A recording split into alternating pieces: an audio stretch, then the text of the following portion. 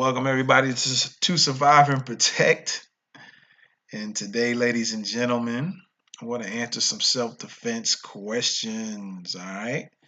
And so I'm just gonna kind of scroll down and see what we got and take my pick and tackle some of these questions here. All right.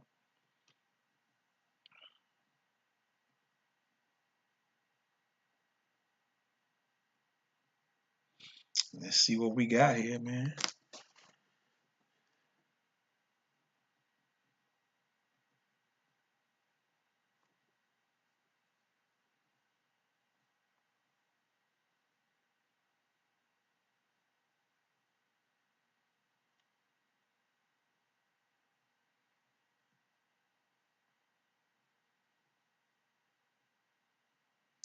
Let's see.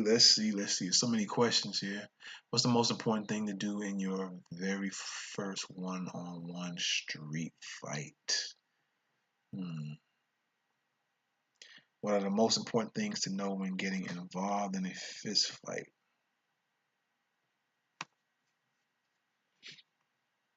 There's been a lot of questions about fighting styles, like what's the most effective, what's the best for a street fight, and maybe I'll answer one of those questions in the near future, and hopefully that answer will be the answer for all the questions that come in that are similar to that. Because, like I said, there's been a lot of them that have similar questions like that about the best street, the best martial art for the streets, the best effective martial art, and I'll answer that one day, and that answer should fit for all those questions of people asking those types of questions. What hits do not work in a street fight? Let's see here. If you had trained in martial art, is it better to just comply with a thug demand that you give him your cell phone while even if he doesn't have a firearm?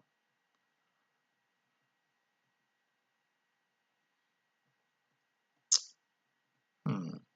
Which martial arts are senseless? See, that's what I'm saying. Which martial arts are senseless for defending in reality? I'm going to answer that question one of these episodes real soon, and that will be my response for all those similar type questions. What martial art, after seeing it, made you think this is really advanced stuff? Why is carrying a knife seen by many young people as defense against knife attacks? The conventional advice is to keep out of range. Somebody at school wants to fight me. One of the most important principles of the system of martial art, would a submission work in a street fight? Why do people say that martial arts don't work in a street fight? How hard would it be for me to win a fight versus a person who is 6 foot while I'm 5'8", and that person is also 100 pounds heavier? Why do people still do traditional martial art even though it's less likely to work in real life? What martial art is the most overrated? Are grappling martial arts more efficient than striking ones? What is the weirdest martial art? Is Aikido as hard on your body as judo? What martial art practices are useless in a real street fight? Um, what is one of the best martial arts that can be used against multiple attackers? There's a couple of questions in here that I can answer, man. I might have to come back to these. What made you start doing martial arts? Is Kisi a good martial art? Is locking your fingers and hitting someone with your knuckles a good way to strike? Do self-defense classes really help women? Some of these are some good questions for me to answer. If you were attacked on the street, do you truly believe that you could defend yourself? Is jiu-jitsu the best martial art for self-defense?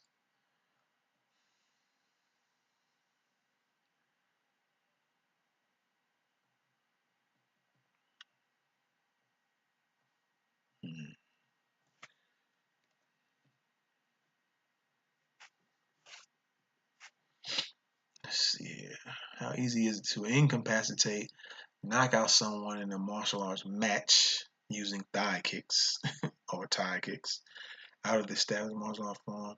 Let me go back up here to some earlier questions. There was some that kind of grabbed my attention. I just wanted to see what else was out there before I actually hit on one in particular.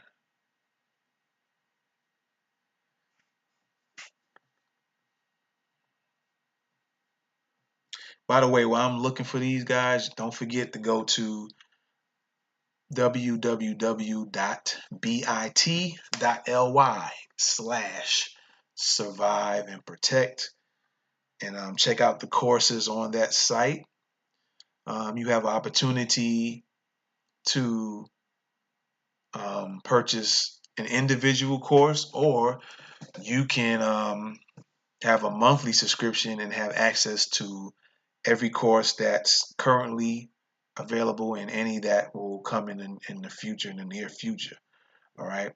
So if you want all access to all the courses, it's $12.99 a month. Again, go to bit.ly/survive and protect. Check it out, see what you like, see what you might be interested in. Again, there are some more courses will be coming pretty soon. All right, and I'll be talking about that in future videos. All right. Should martial arts be banned? Be banned from what? How can one maintain or rekindle discipline? Okay. What do you think is the most effective martial art? What else we got here?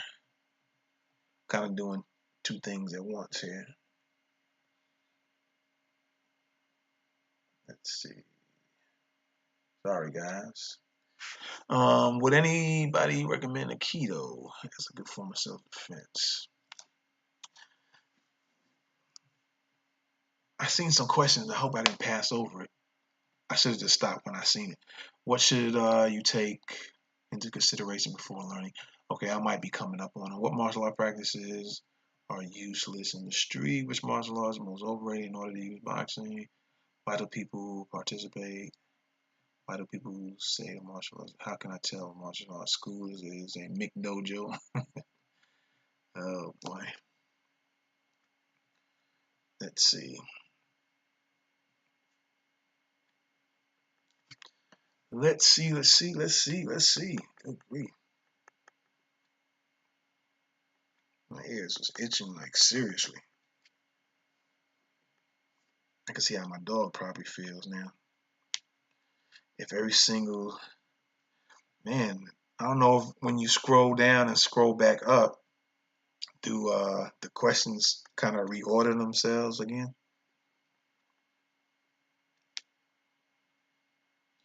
As a grappler, is it true that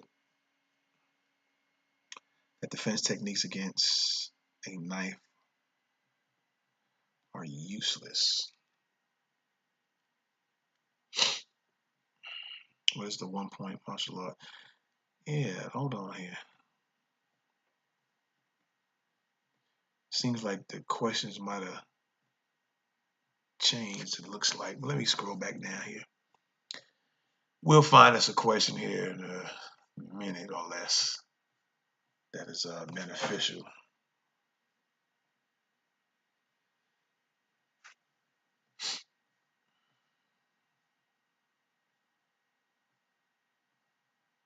What anybody recommend? What's the most important thing to do in your very first one-on-one street fight? What are the most important things to know when getting involved? Okay, let me just, what do you think is the most effective fight? Let me just tackle this one, all right? Let's go here and let me put my world famous answer here. To hear my response to this question,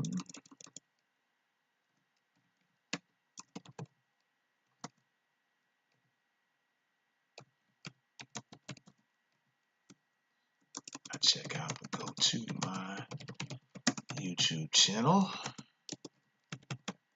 Survive and Protect. righty. Just get that together real quick. Oh, wait a minute.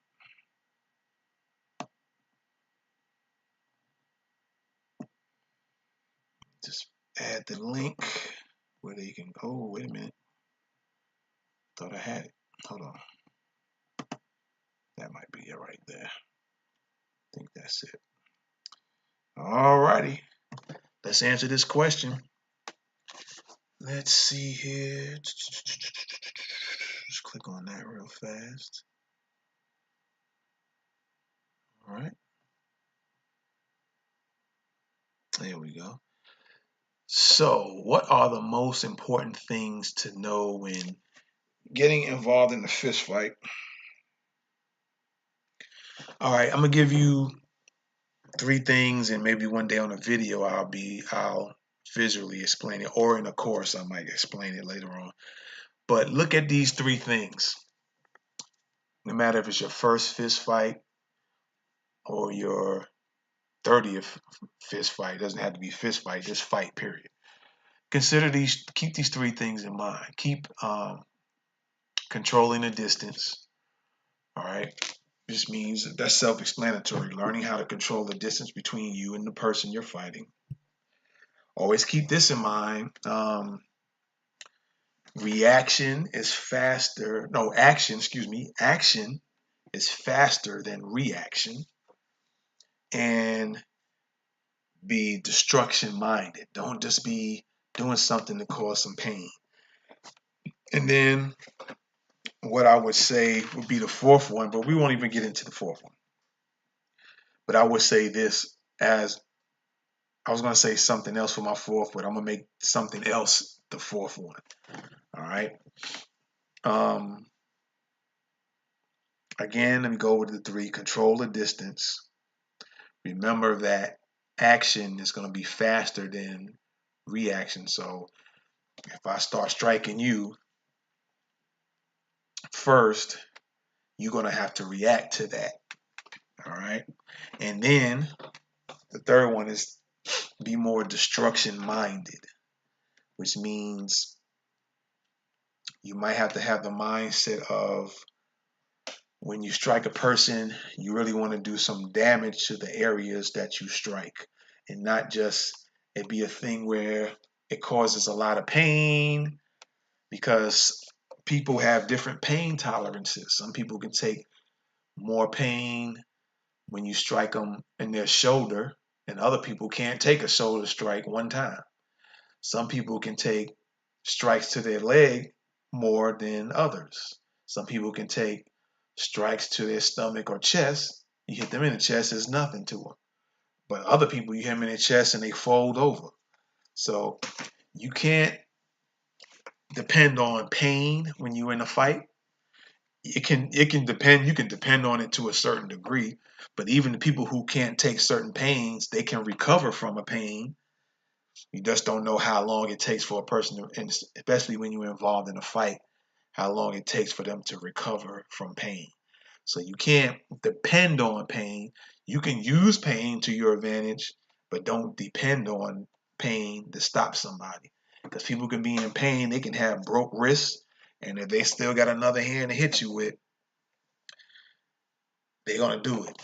So you might have to break both of them, where it's gonna be useless for them to be able. Then all they can do is slap, and they might be able to swing their arm. So you got to do things that will be more debilitating to a person, and only when it's necessary. I don't say that over stupid stuff. Somebody pulled in front of you in a parking space, or somebody just got smart and loud and talking crazy, so you decide you're just gonna snap their neck. So this is all with some common sense involved. And also part of that is you want to try to do things to even avoid getting into the fight. You know the person wants to. You might have to do some things to try to keep that from happening, de-escalating. You might have to tell them, "Hey, dude, I apologize. You know, it's not all that serious." But if the person just insists and wants to and does things to let you know that they're not gonna leave until they feel they gotta do something to you, then you got to get into that other mode. And so when you know you're going to get ready to get into something, you got to keep those three things in mind. Be able to control distance between you and the person. Now, I'm not going to give you ways to do it, but you're going to have to come up, and even if you got to do it beforehand in case you get into something, you might need to think through these things on how you would do it. But you got to learn how to control the distance, because even if you're close up to somebody, you got to learn how to deal with that distance of being up close. You got to learn how to control that. All right. If a person is far from you, you got to learn how to control that.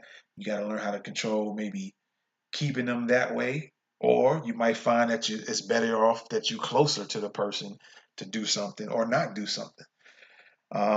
Again, like I said, action is better than reaction. So even in keeping that in mind, I say that to also say sometimes you might be the person that's reacting to the other person. And so you got to learn ways to get back to where you can turn it around to where they're reacting to you and not you reacting to them. So that works both ways. You might end up being the first one that reacts to what they're doing to you, and you got to quickly know how to get back out of that position to where now they reacting to you. You'll be in a better position and better predicament if they're reacting to what you're doing. And of course, you got to have a destruction mindset because, again, like I spoke and answered in other questions, or maybe one or two other questions, is that you got to end things as quick as possible. And one reason is because you can get tired out if you're not that good at get in shape, which being not in shape doesn't mean you will lose a fight. It doesn't mean they'll win a fight, because you can be out of shape and have very good fighting skills. All right, but you don't want it to keep lasting so long to where things could start to turn. It can even go to the point where just both of you are tired and you can be seriously messed up just for you being out of breath. The other part is that the other person might have a little bit more endurance levels than you, and they might last a little bit longer. They might not get tired as quick. They might get tired eventually, but maybe not as quick as you do. So that's another reason why you got to hurry this thing up and learn how to finish fights quickly. Another reason could be is that you might have to deal with more than one person. So you got to know how to take people out quick so you can still have enough energy to deal with these other people that might be trying to attack. You might be a 2-on-1 person, a 2-on-1 situation, 3-on-1. So you got to know how to take these people out very quickly, know where to strike. That's going to give you results that stops people quick so you can deal with the next two or next one or next two or whatever. So that's the things I would consider you look at as the most important things to know when getting there. Now, your question says, what are the most important things to know when getting to a fist fight? Forget fist fight, just fight, period. So those three are the things I say are very important. There's a whole lot of other things, but I think those three will get you by in most situations. So again, just to repeat, learning how to control distances, and that doesn't mean you just keep people at certain distances. Sometimes you can only deal with what you're being given. So it might be an up close situation. You might be fighting close quarters. You might be fighting in an area that's real small. You might be fighting in a hallway where you can't swing and wear your arms all the way out. So now you got to deal with the area that you're in. So you got to learn how to control that situation. All right. So that's one. The second thing is understanding the action versus reaction dynamic. I won't go into details. I've explained it enough. And the third one is having a destruction mindset. All right. Knowing and learning how to destroy parts of the body or wherever you hit. All right. And so those would I consider the important things when it comes to being involved in real street, real life situations. All right. So hope this answers your question, and it's a benefit to not only the person who asked the question, but also beneficial to everybody who's checking out the video. All right. So with that being said, I want to say survive and protect. I'm out. Peace.